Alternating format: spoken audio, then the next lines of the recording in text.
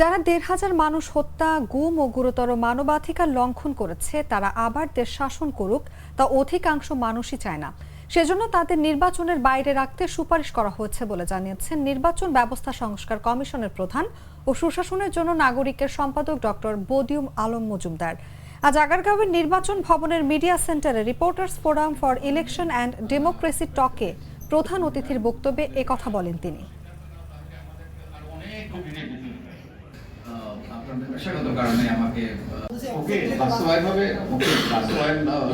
বাস্তবায়ন তো আর আমরা করবো না, বাস্তবায়নটা হবে যেটা আমাদের প্রধান উপদেষ্টা যেটা বলেছেন জাতির উদ্দেশ্যে ভাষণের, তিনি একটা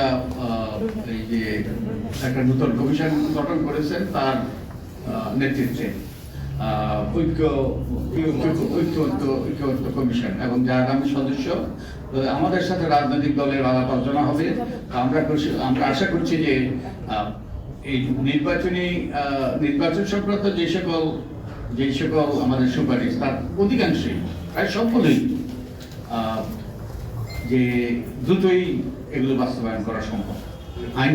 আইন কানুন বিধিবিধান পরিবর্তন করে কিছু কিছু ক্ষেত্রে সংবিধান পরিবর্তন করতে হবে, সেটা ভিন্ন, কিন্তু সংবিধান যেখানে পরিবর্তন করতে হবে না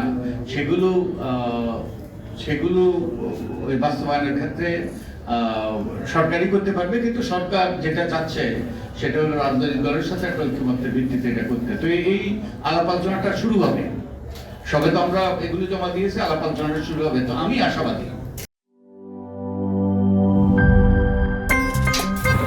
আমার একটা স্মার্ট সিদ্ধান্তে 25% গ্যাসের খরচ কমেছে। ভাবছেন কিভাবে?